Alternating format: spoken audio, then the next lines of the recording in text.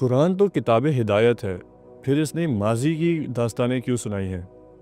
آپ کا سوال بڑا اچھا ہے۔ دیکھیے، قرآن مجید اس میں کوئی شک نہیں کہ کتاب ہدایت ہے، پوری انسانیت کے لیے کتاب ہدایت ہے، لیکن اس کے ساتھ یہ بھی ایک حقیقت ہے کہ جس وقت یہ نازل ہوا تو عربوں کے لیے یہ کتاب ہدایت بھی تھا، اس لیے کہ وہ بھی انسان ہیں، لیکن ان کے لیے یہ ایک زبردست تنبیہ بن کر بھی نازل ہوا تھا۔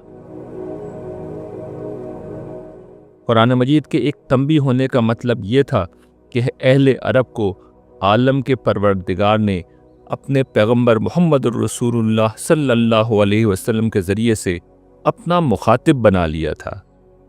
اس کے بعد انہیں اپنی گمراہی کو چھوڑ کر خدا کے سامنے ہر حال میں جھکنا ہوگا۔ انہوں نے اگر یہ نہیں کیا تو ان کی مہلت عمل ختم کر کے سرزمین عرب سے ان کا نام و نشان مٹا دیا جائے گا۔ یہی وہ پس منظر ہے جس میں قرآن مجید میں پے در پے ان قوموں کے واقعات بیان ہوئے ہیں جن میں اس سے قبل محمد الرسول اللہ صلی اللہ علیہ وسلم کی طرح اللہ کے پیغمبر آئے اور ٹھیک یہی دعوت اپنی قوموں کو دی۔ قرآن بتاتا ہے کہ جب قوموں نے اس دعوت کو رد کیا تو ان کو ہلاک کر دیا گیا اور ماننے والوں کو عذاب سے بچا کر زمین کا اقتدار دے دیا گیا۔